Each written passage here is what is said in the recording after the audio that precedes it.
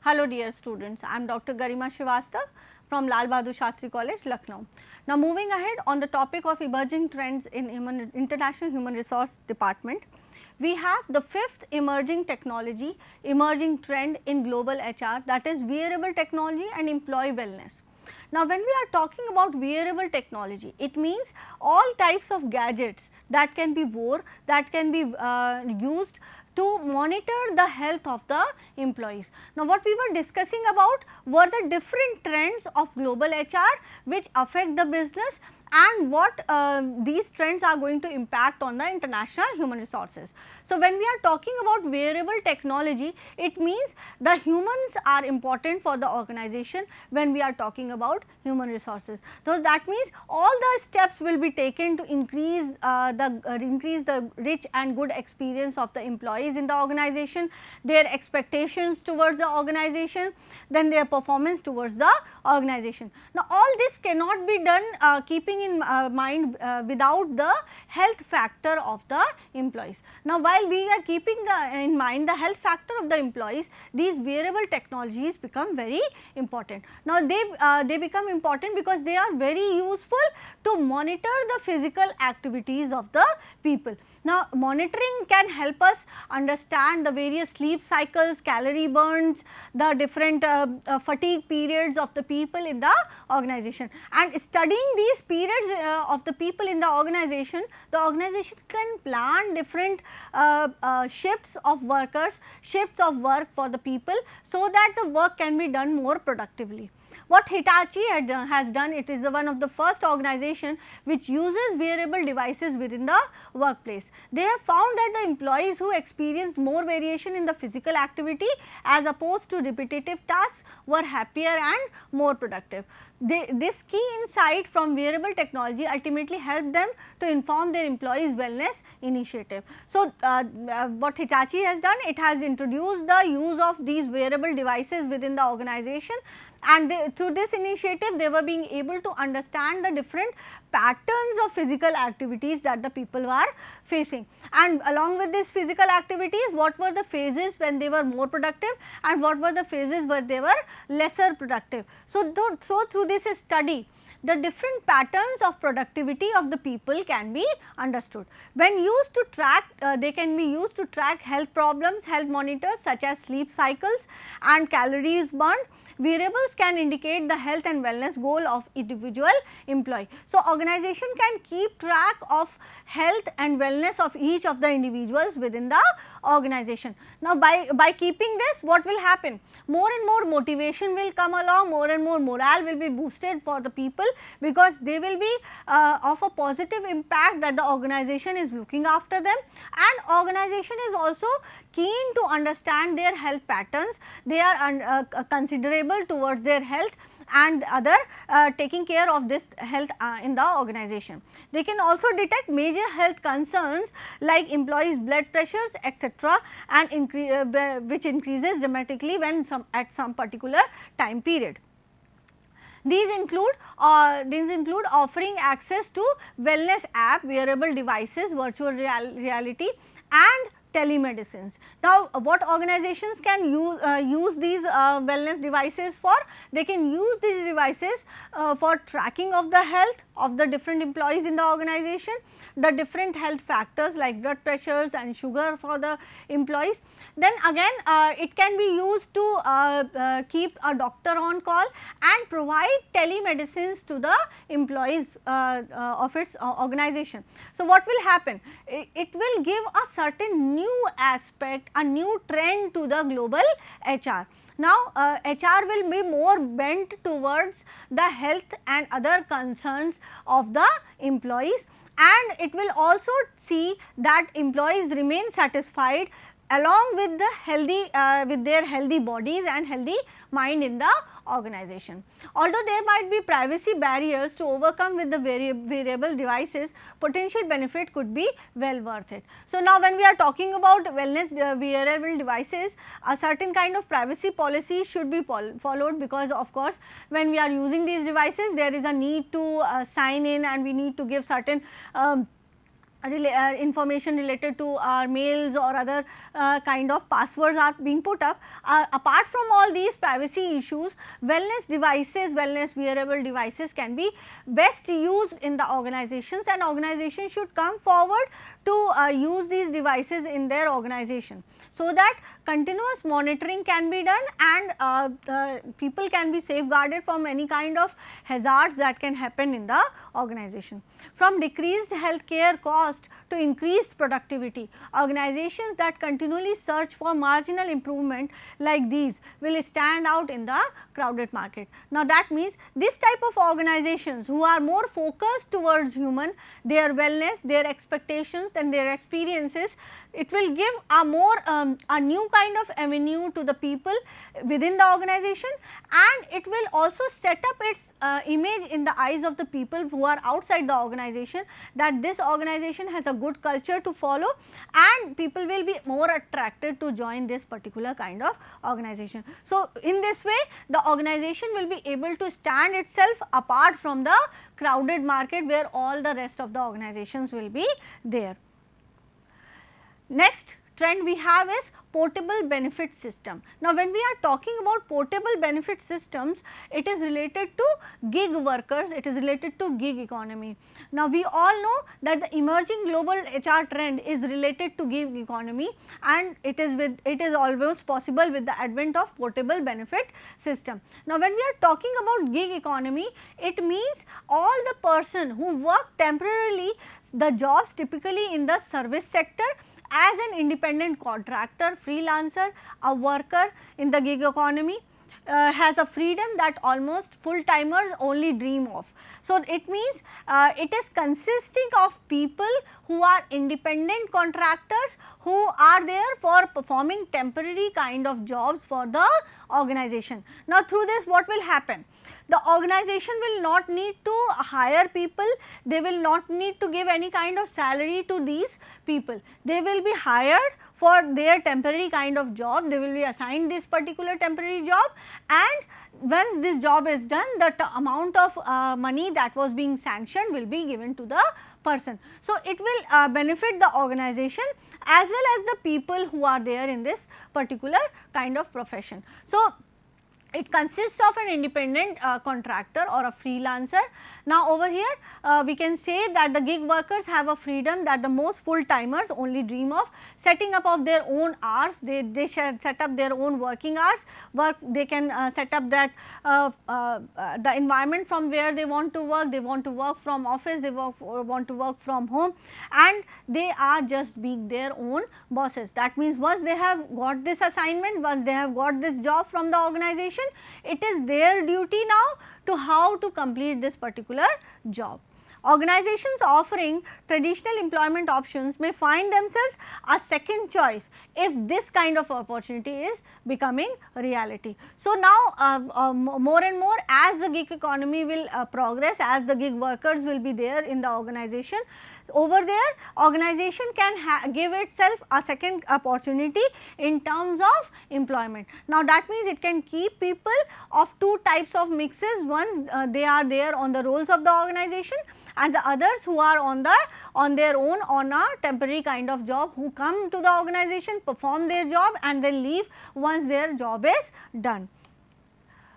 What how many types of gig workers we have? The first one is freelancers, they perform services for the multiple clients. Now, that means for example, suppose a consultant is there or a cost accountant is there, he can perform tasks, he can prepare accounts for more than one firm. So, there is no need to set up an accounts department apart and different workers under that particular department. So, if the organization is small or if your workings are of a smaller nature, over there freelance consultants can be hired.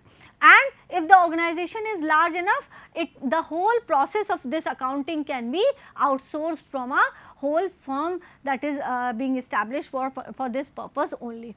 Secondly, we have different consultants providing guidance to the clients. Now, we have talked about consultants, means consultants in various fields like in accounts, in human resources, in your information technology department. We can have consultants everywhere.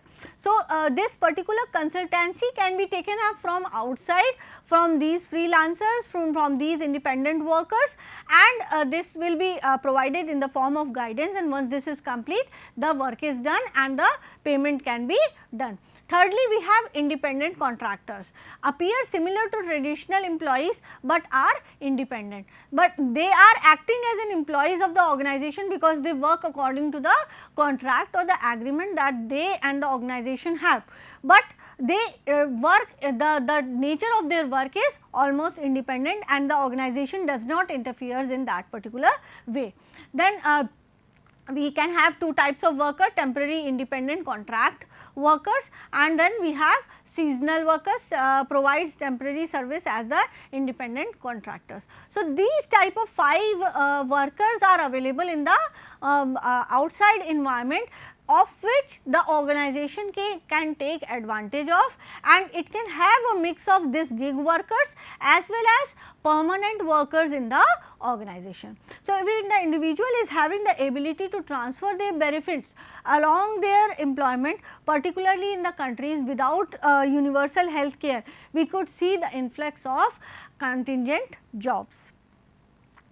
Seventhly, we can have another kind of trend, that is increased regulation on the contract workers. Now, when we are talking about the host country, we have already talked about the different culture, the different external factors that come into play and influence the business on the whole. We cannot leave behind the regulation factor, regulatory factor that plays a role in a different country. Now, when we are talking about the regulatory factor or regulatory framework of a country, it is composed of different laws and bylaws, rules, regulations that the government of that particular country apply to the organization. So, keeping aside and being aware of these rules is important for the organization, because it has to perform according to these rules once it has established its subsidiary company in that particular country. So, as temporary employment grows, scrutiny will continue to intensify and government will continue to act. So, now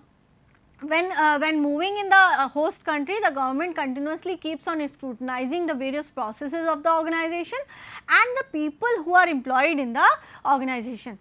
Now, once we are talking about the people who are employed in the organization, most of the laws are there on the gig workers, on the temporary workers, on the contract workers, and we need to check out what category of workers, what class of workers we are employing, and exactly according to the class of the workers, we need to know the different legislations which are applied on these workers. So, the legislation is one of the most revolutionary step to date in direction how independent contractors are treated in the US. So, now when talking about US, how they are treating the independent contractors, when we are talking about the gig economy, it is important. That means, what is the exact position this independent contractor is having in the eyes of law in US. Similarly, in other country where we are going to set up the subsidiary unit. The bill set out to ensure employees are no longer incorrectly classified as independent contractor, a misstep that negates any basic worker protection such as paid sick days and health insurance. So, now accordingly as the classification of the workers are done as independent contractors, the paid sick leaves or health insurance are being provided to the employees. So, sometimes what happens, the organizations they misclassify or incorrectly classify the different workers in their organization. Now, due to this error of the organization, either intentionally or non-intentionally, will ultimately land the people, land the employees in the organization in a situation where they may be devoid of any kind of paid sick days or health insurance. So, these are the certain benefits, certain number of benefits that the organization needs to provide to its employees. So, now when we are talking about different benefits that are provided to the employees and attaching these benefits to different class of workers, it becomes important that the organization understands the laws and rules and then divides or classifies the people in a correct manner in the organization. So, once this classification is done in a correct manner in the organization, the people will definitely get the benefits according to the class they are being divided.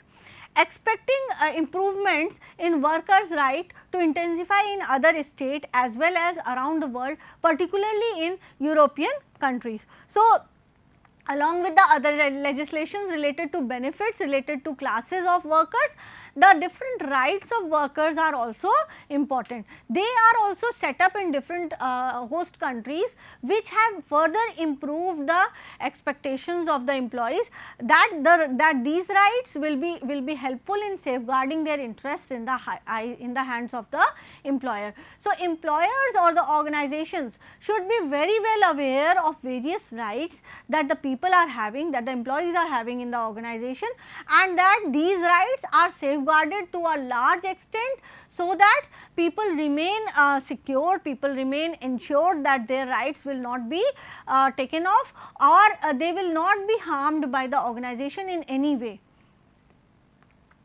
To negate the risk of employee misclassification, specifically when hiring in the countries where organizations have no entity, HR has leveraged global employment outsourcing. Now, misclassification can always be there, can be there due to the error of the organization. Incorrect classification can also be there. So, to negate the risk of this particular thing, to reduce the risk of misclassification while hiring the people in the organization, this whole task can be done through outsourcing. Now, GEO, Global Employment Outsourcing, is an acronym for Global Employment Outsourcing. These services are provided by international employment companies that can act as legal employer of the record and help the organizations to navigate through HR complications when performing work in a country. So, now these people, these Global Employment Outsourcing organizations can help subsidiary organizations by making them aware about the legal implications, legal formalities that are there related to the different classes of workers, and of course, they will also help them to further hire the people from different classes of workers and accordingly set up the different benefits related to these class of workers. These global HR trends highlight many outgoing challenges and the HR department will need to overcome to meet these demands, both global workforce and business leadership. So, these particular HR trends that we have studied, they are going to highlight the various challenges and it will help the organization to formulate and develop the policies of the organization in such a way that it copes up with these particular challenges and deals with this challenge and become successful. So, a knowledgeable payroll and employment partner can help you navigate these trends and strategize the future of the organization.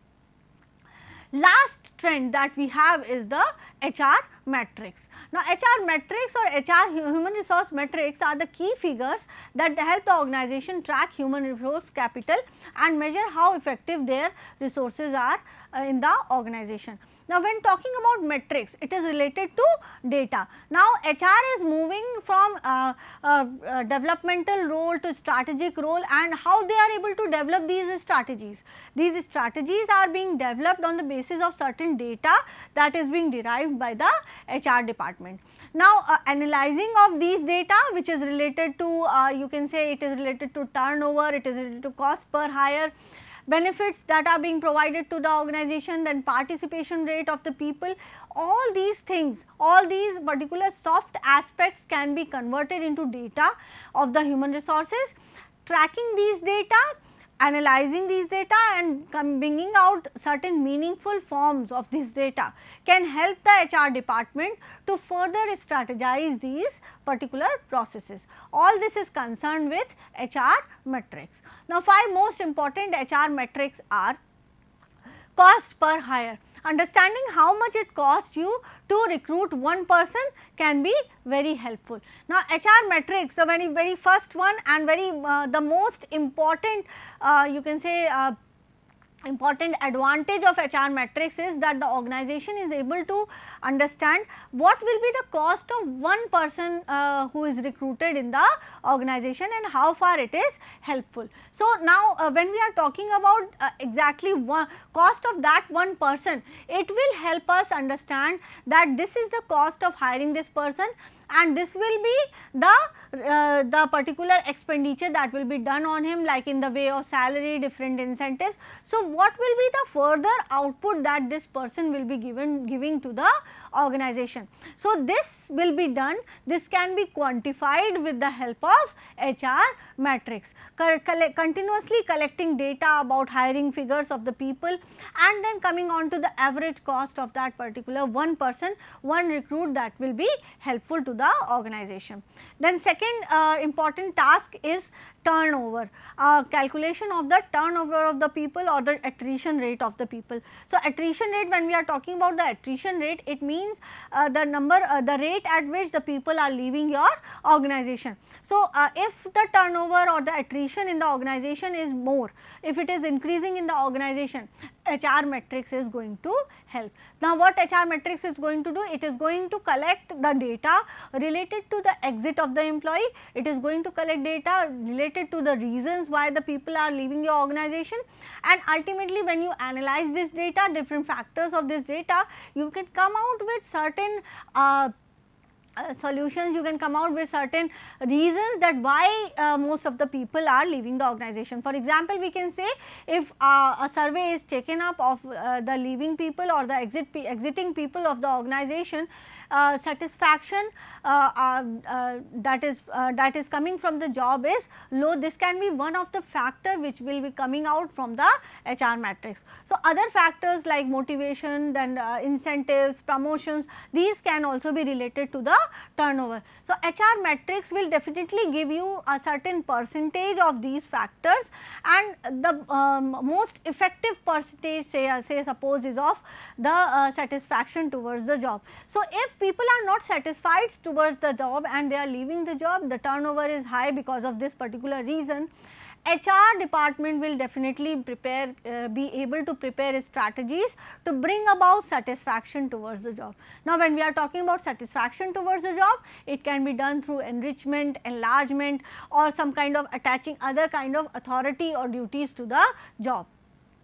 Then absence. Third important aspect is checking on the absence of people from the organization. So, absenteeism can also be checked when we are talking about human resources in the organization, and HR metrics will be very helpful to check out the number of leaves, and accordingly what is the number of pay days, what are the number of days on which the pay will not be given. Then the fourth one is job satisfaction and engagement, which is the fourth most important part of human resource department when talking about international aspect, because satisfaction is a part.